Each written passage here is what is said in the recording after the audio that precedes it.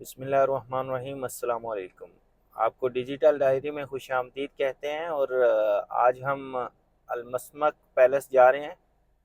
ये रियाद के मशहूर इलाके दीरा में वाक़ है और इसकी कंस्ट्रक्शन का जो आगाज़ है वो 1865 में हुआ और ये कंप्लीट जो है 1895 में हुआ था। अभी हम रास्ते में हैं और जा रहे हैं। और आपको बताता चलूँ कि ये अलमसमक जो है अरबी में मजबूत जो दीवारों वाली बड़ी बिल्डिंग है उसको कहते हैं। और हम खुद भी देखते हैं जाके और आपको भी दिखाते हैं। Thank you.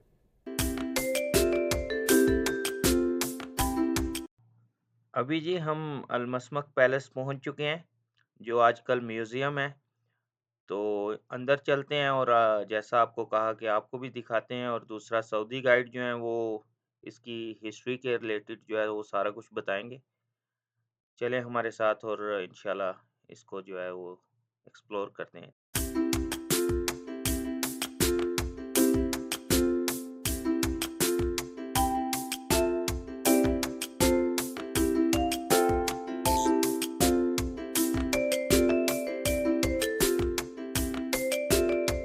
On the western part of the Arabian Peninsula, which is called Al-Hijaz. This is where Mecca and Medina are. And the Turks had been in charge of this region for ages. That's why they saw that as a challenge to their sovereignty. So they had no interest in the desert. But conquering Hijaz was a big issue for them. That's why they sent troops from Egypt by Muhammad Ali Pasha, led by Muhammad Ali Pasha. They made it through the Red Sea. They conquered Hijaz, the Egyptian troops along with Ottoman troops. Then they made it through the desert until they reached Diriyah. Now Diriyah is part of Riyadh, but in the old days it was a town outside Riyadh. Diriyah was put under a siege for about 3 months. At the end of the 3 months, Imam Abdullah bin Saud, the leader of Diriyah at that time, surrendered to save his life and to save the people's lives. Yet he was sent to Turkey to be executed. Some of his relatives were also sent to Turkey as an exile. One of his relatives, Imam Abdullah bin Faisal, managed to escape from the Ottomans and he established the second Saudi state. Because Diriyah was completely destroyed, Imam Faisal bin Turki chose Riyadh to be the capital. As I mentioned earlier, Diriyah was a wreck then. That's the map of the second Saudi state. It shrank almost by half. The religious zeal was not as strong as the first Saudi state. Mecca and Medina did not belong to the second Saudi state, and there were conflicts among the ruling family members, so it wasn't as stable. That's why it was undermined locally by Ibn Rashid.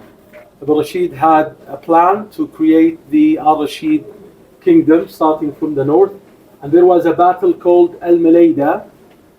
It took place in 1891, named Al-Malayda after the region where the battle took place. The father of King Abdul Aziz, Amir Abdul Rahman, lost the battle to the Al-Rashid. That's why King Abdul Aziz, along with his father, left Riyadh. And King Abdul Aziz came back in 1901. He tried to get hold of Riyadh. He did not manage. Then he made it back in 1902. And as I mentioned earlier, he managed to get hold of Al-Masmak. Then he started the mission of the unification of the Kingdom of Saudi Arabia, which lasted 30 years.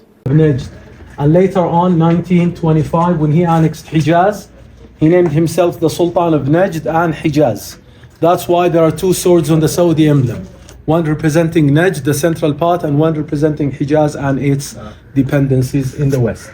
And on the 23rd of September, 1932, King Abdul Aziz named the region the Kingdom of Saudi Arabia rather than the Sultanate of Najd and Hijaz.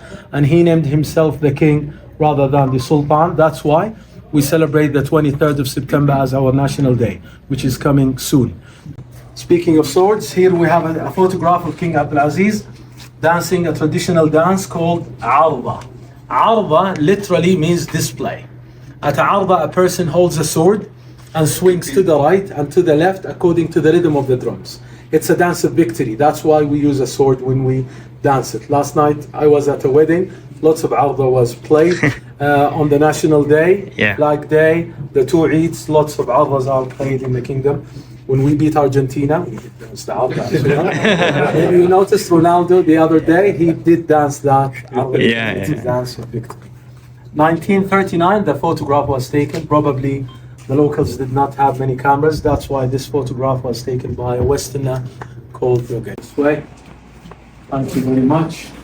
Apologies, we're a big group, so we have to. That's a drawing of King Abdulaziz holding the Saudi flag. The Saudi flag has two sentences. As you know, we read from right to left. The first sentence is, La ilaha illallah. There is no true God. Sounds atheist, right? There is no true God except God Himself. So there is no true God except the Lord, except the Creator of the universe. When we say Allah, we mean the God of Abraham, the God of Moses, the God of Jesus, the Creator of the universe. The second sentence says, Muhammadur Rasulullah. Muhammad is God's messenger. And He is the last and final messenger. And notice how we phrase it. We say the last, which means there is a first, Adam, Noah, Abraham, Moses, Jesus, John the Baptist, David, Suleiman. I cannot be selected. I cannot say I believe in Muhammad only, sallallahu alaihi wasallam, but I have issues with Abraham or this or that. Quran says believers believe in all prophets without making a distinction. So if I didn't believe in Moses, I'm not a believer. The same applies to all other prophets. From an Islamic point of view, Saudi Arabia is important because it has Mecca and Medina. As you know, millions of people face Mecca 5 times a day to offer their prayers. Billions of people come to do Umrah, which is an optional ritual done by all Muslims, and Hajj, which is done by Muslims if and only if they are physically capable and financially capable. It has to be done once in a lifetime if those conditions are available. Kaaba, that's why in English we say cube. The word cube is borrowed from the word Kaaba because Kaaba is cubic. Was not built by Prophet Muhammad. It was built way before his birth. It was built by Abraham and his son Ishmael. Actually, the footprints of Abraham are in front of Kaaba. There is a glass window, there is a stand in front of Kaaba, and it has the footprints of Abraham. Prophet Muhammad was born in Mecca, and until the age 40, he had never been a prophet. But when he reached 40, parts of the Quran were revealed to him, so he was not born as a prophet like Jesus, for example. So Quran tells us that Jesus was born as a prophet. Prophet Muhammad became a prophet when he was 40. The people of Mecca, who believed in the existence of God, but they believed in deities, idols, along with God. So they worshipped deities besides God. When Prophet Muhammad told them that there is only one God and they must worship Him only, they persecuted Him. And they persecuted all the people that believed in Him. They did not like the idea of having one God. They wanted to stick to the tradition of their forefathers of having multiple gods. Prophet Muhammad lived in Mecca 13 years as a prophet. 3 years gave invitations secretly. After the passage of 3 years, he announced his message. When he announced his message, as I mentioned earlier, the people of Mecca did not get along with that idea. After 10 years announcing his message, they tried to kill him. That's why he left Mecca and he settled in Medina. Actually, they tried to kill him because they could not refute Quran. He said to them, I'm unlettered, I cannot read, I cannot write. If I am a liar, produce something similar to Quran. In Medina, Prophet Muhammad was welcomed. He lived in Medina 10 years. Here in Saudi Arabia, we use 2 calendars. The Gregorian calendar, which you're familiar with, and the Hijri calendar. The Hijri calendar, which means immigration, it's based on the time of the migration of the Prophet from Mecca to Medina. Now we are in year 1445. It's a lunar type of system. The months are either 30 days or 29 days. We do not have 31 days. We do not have 28 days like a leap year or so. In Medina, Prophet Muhammad was welcomed. The first thing that he did was to build the Holy Mosque of Medina. Before his death, 2 years, he went back to Mecca to do pilgrimage, and he also conquered Mecca. He did not take revenge. He forgave all the people that persecuted him. Quran, which is full of miracles, One of the miracles is that it was revealed over the period of 23 years, non-stop. And it's full of stories. Those stories have never been changed, despite the fact it was revealed to someone who was not able to read or write. Now, if I tell you a 5-minute story, you come back to me next year, off the top of my head, without being able to read or write, no way that I would tell you the same story, the same wording, the same cadence. Arabic is a very particular language. If a diacritic is changed, the meaning of the whole sentence is changed, even if a point or a letter. Yet Prophet Muhammad, 23 years, unchanged stories of Adam, Noah, Abraham, and the creation of the universe and the like. Praying in the Holy Mosque of Mecca is 100,000 blessings. Praying in the Holy Mosque of Medina is 1,000 blessings. Praying in Jerusalem is 500 blessings.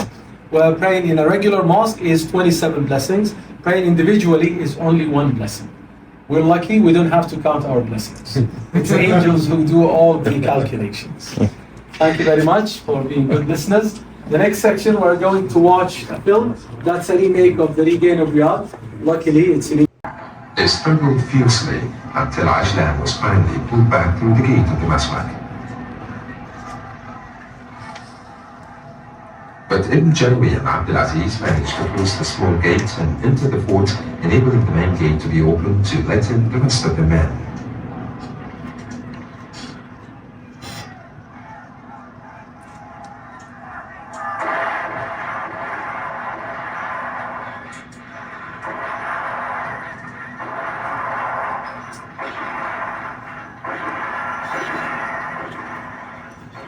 Although outnumbered 2-1, Abdulaziz and his men fought their way up the staircase and along their own paths, killing.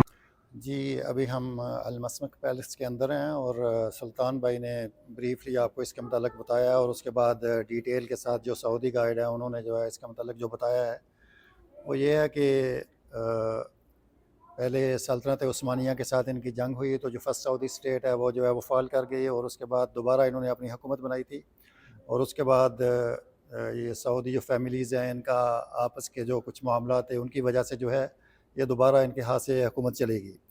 तो ये 1865 में जैसा कि ये palace जो है ये बनाया गया था तो ये आल सऊद फैमिली जो है उन्होंने ही ये बनाया था और उसके बाद इनके आपस के मामलात की वजह से जो है इनको सऊदी अरब छोड़ना पड़ा और ये कुवैत में चले गए। तो ये तफसील के साथ गाइड जो है उन्होंने भी बताया हुआ है और फिर वो 1902 में जो है ये किंग अब्दुल अजीज़ जो मौजूदा किंग सलमान हैं इनके जो वालिद साहब हैं वो वापस आए और वापस आके उन्होंने जो है इस पे हमला किया ये जो अलमसमक पैलेस है। तो उसके बाद ये फ़तह किया इसको और ये इसकी फ़तह जो अलमसमक पैलेस की फ़तह जो है ये सऊदी अरेबिया की जो यूनिफिकेशन है उसकी तरफ ये पहला कदम था क्योंकि इससे पहले जो है हिजाज़ अलग था, नजद अलग था, ये 2 अलग सल्तनत थी और नजरान जीज़ान ये अलग थे। लेकिन जब ये अलमसमक पैलेस को फ़तह किया तो उसके बाद मतलब रियाज़ फ़तह हो गया और उसके बाद यूनिफिकेशन का अमल हुआ जो कि 23 सितंबर 1932 को जो है उन्होंने ये जो मौजूदा सऊदी अरेबिया है इसकी शक्ल में इसको जो है वो इकट्ठा कर दिया और बाकी तफसील चूँकि ऑलरेडी वो सऊदी भाई बता चुके हैं और अगर कुछ है तो वो दोबारा हम आपको दिखाते हैं आगे। ओके, आइए।